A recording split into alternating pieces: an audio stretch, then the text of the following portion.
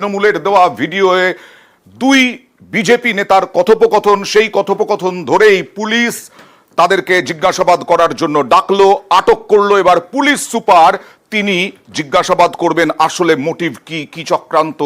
আর এই নিয়ে ইতিমধ্যেই 21শে অগাস্ট হাতিয়ার করছে বিজেপি, তৃণমূল।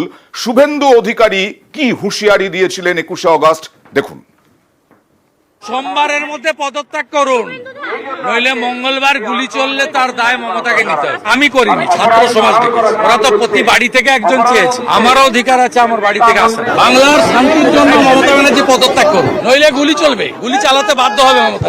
আমরা চাই না, অশান্তি চাই না। পুলিশ কর্মীদের অনুরোধ করবো আপনারা মমতা ব্যানার্জির কথা শুনবেন না, কোনো বল প্রয়োগ, টিয়ার গ্যাস, গুলি কিছু চালাবেন না।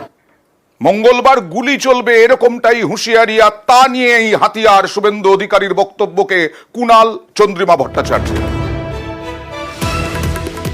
মঙ্গলবার গুলি চলবে বলে 21শে অগাস্ট দাবি শুভেন্দু অধিকারীর। বিরোধী দলনেতার গুলি চলার হুঁশিয়ারিতেও জলঘোলা।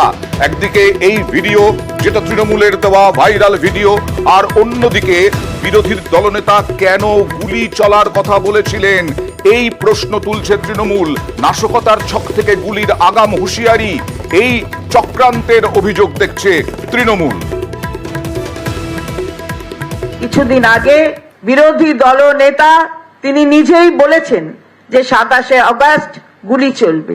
এই তৈরি করা ঘটনায় বিশৃঙ্খলা তৈরি করে এখানে অরাজকতা তৈরি করা, এটাই তাদের মূল উদ্দেশ্য।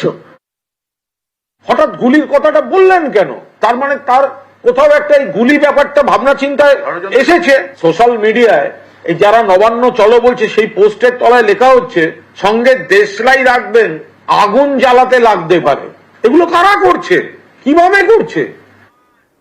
আর তৃণমূলের দেওয়া ভিডিও, সেই ভাইরাল ভিডিওকে যে হাতিয়ার করেছে তৃণমূল, সেইখানে যে কথোপকথন তা হলো সৌমেন চট্টোপাধ্যায় এবং বাবলু গঙ্গোপাধ্যায়, খড়ারের দুই বিজেপি নেতা, একজন রাজ্য নেতা সৌমেন চট্টোপাধ্যায়।